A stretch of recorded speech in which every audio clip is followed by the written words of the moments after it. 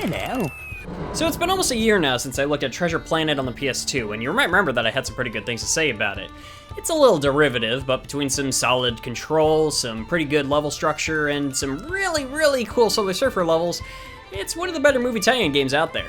But imagine my surprise when I discovered there was another game based on the film from a different development team, a completely different structure, and was actually made for a console from a generation prior. That's right, folks, here it is, Treasure Planet for the PS1. I actually have a friend that grew up with this game and had a comment or two on the other video that brought up this version, but unlike the PlayStation 2 title, I didn't have any experience or even any knowledge of this before finding it at a used game store a few years ago. A used game store that I work for now. Funny how that works. And I got it right here. Is it any good? Let's just get this over with. Okay, so right off the bat, I discovered something kind of funny with this game. When I run it off my PS2, the FMV clips from the movie and showing off company logos and stuff works just fine. No muss, no fuss. I guess the only thing wrong with them is that, yeah, they're running off PS1 hardware and look like they were hit by a truck, eaten by Jeffrey Katzenberg, and spat back out into whatever pit Disney's been keeping the Black Cauldron in. But when I pop this game into my PS3 in hopes to get some slightly cleaner footage, It's a map. okay, yeah, cool. I'm just gonna jot that down on my list of greatest fears.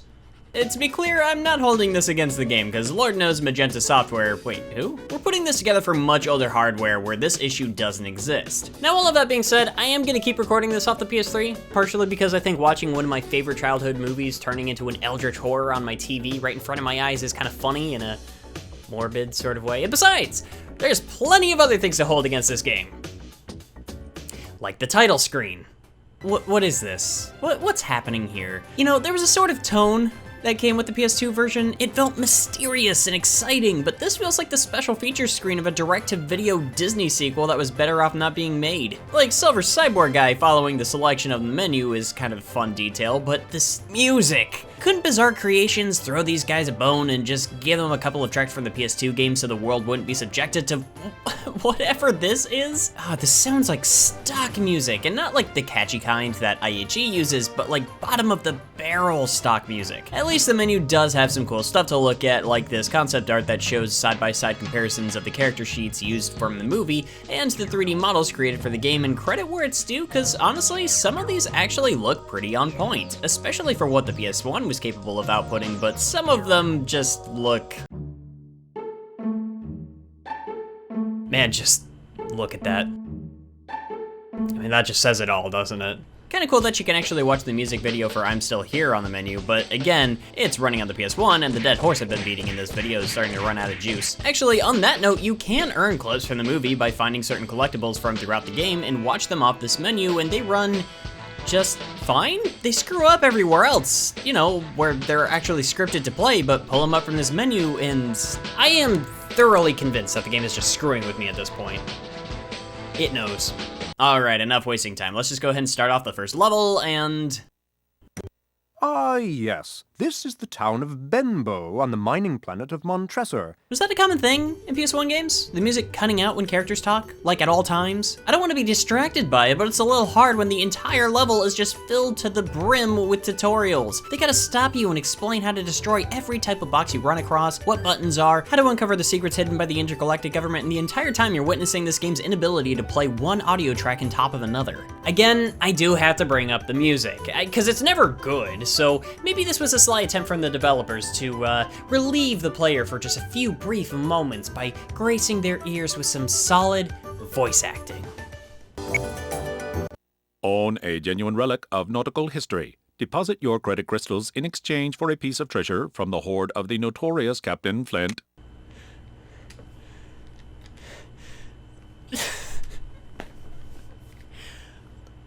What do I even say? I have nothing for this. That's just... top tier. Really good.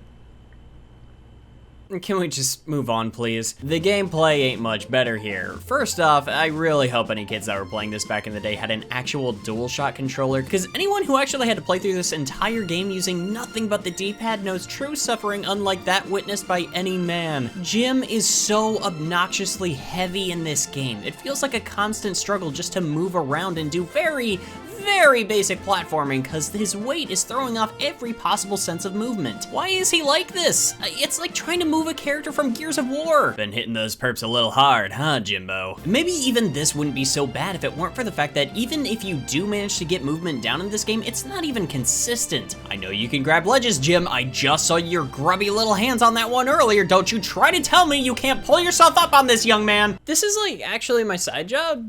Like, I do get paid for this, a little bit. Not nearly enough. The level design is all over the place here. Like, sure, there is stuff to collect here, pieces of concept art and video clips and such, which would be a pretty nice reward in a game where the simplest level of control didn't feel like combating a disease. Just what I was looking for! He sure seems happy about finding those collectibles.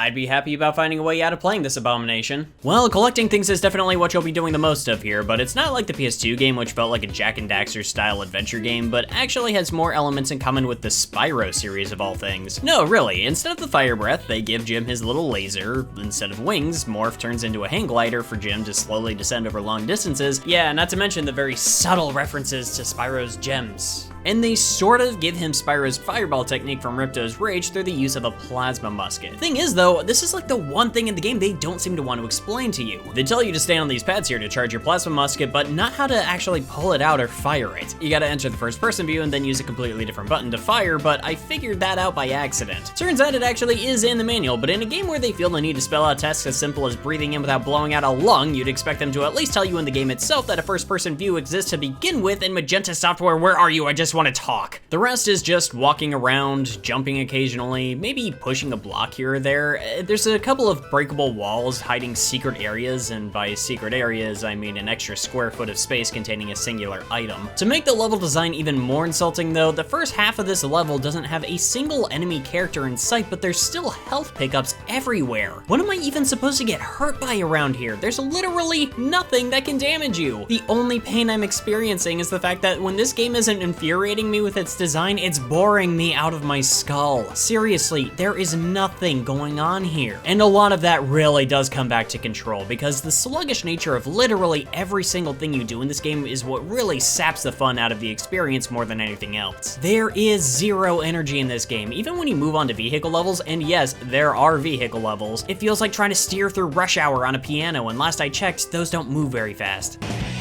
Nope, wait, alright, bad example. They really are bad though. Props to at least offering a variety of different vehicles to control, but would it have been too much to ask to make controlling even one of them at least a little bit enjoyable? These levels, especially the last one, can be really challenging, but less in a skill-driven sense and more in a, wow, this game controls like a dump truck in the Arctic kind of way. It's just bad. You gotta be pretty much pixel perfect to make it through parts of this. I didn't really have much challenge with the rest of the game, but this level was a serious endurance test. You know, from a distance though, it seems like the levels themselves won't be too much of a problem because there's only 10 of them. Some are vehicle levels, 2 are boss battles, and the rest are on foot, so it should be over in a breeze, right? Probably. If these levels didn't stretch out to be an hour long. Look at this place! You think there's enough in this area to warrant spending an entire hour in? I mean, there is stuff to collect, but the rewards all seem to be artwork and movie clips. Nothing really outside of that, and just because I wanted to be thorough and find out if there was any reason to 100% this mess, I completed the game. Slogged through every level, picked up every piece of gold, every ancient artifact, every tiny bit of dev media, and yeah, you get jack squat. And man, I really should have known better. I mean, did I not learn anything from the Game Boy Advance Klonoa games? Man, who even designs this? I'll tell you who. The only man in the known galaxy with a mind dark and twisted enough to concoct such a horrible atrocity, used as punishment to his enemies. Tortilla Flats.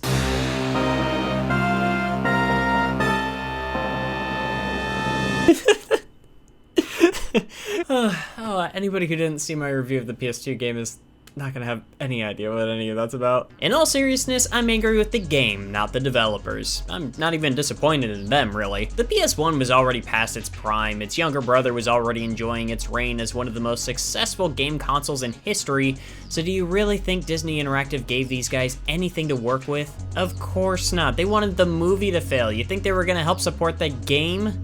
Like the secondary game, the one that was like a step lower than the main one? Actually, going back, you know how I was poking fun at the music before and said it sounded like stock music? Well, just a few seconds into the credits, we get our answer. Right there.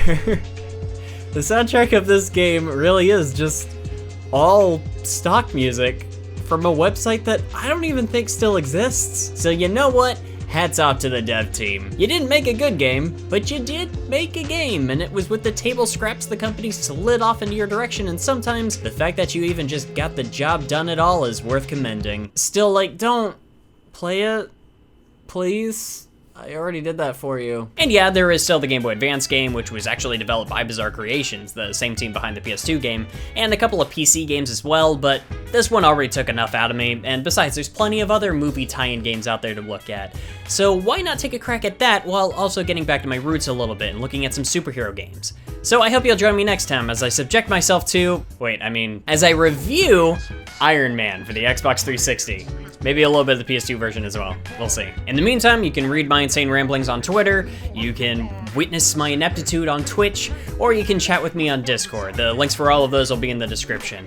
And of course, as always, spread the word, tell your friends, and until we see each other again, thank you so much for watching. See you next mission. Hello. Yeah, so there's a couple of snags to getting this one out this time. I had a lot going on over the past month. Moving up at work, so you know, that's really cool. I'll be moving shops. Still in the general area, but I won't be in the same store that I used to. So I'm just getting ready for that change. Plus, I've been getting everything ready for Metroid Month. Been trying to contact some people and make this like a nice collaborative effort. I'm really excited about this. It's going to be like a video a week for the entire month of October. It's going to be an absolute blast. Hope you guys are looking forward to it as much as I am. And of course, I would like to go ahead and give a special shout out to my top tier patrons, those being Patricia Marcoux and Christine Larkin. Thank you so much for your continued support. I really do appreciate it. I'm working hard to make sure that I can keep stuff coming and make it of a high enough quality to make it worth the while. I think that really does kind of cover everything. There's not a whole lot to say this time. I'm already working on the next video. I've gotten some stuff put together for it and everything. And I'm hoping that this shorter video format works out in the long run. I guess we'll see. Also, in the comments, if you wouldn't mind just letting me know how the audio was in this. I'm trying a different leveling system to see if the audio from like my voiceover and the music work together well, and if one thing is too loud over the other. If you guys could let me know about that, really appreciate it. And of course, thank you so much for watching. I have been Wayne. I still gotta tackle the Atlantis game on the PS1 sometime, and I still gotta figure out how I'm doing these outros. Alright, peace.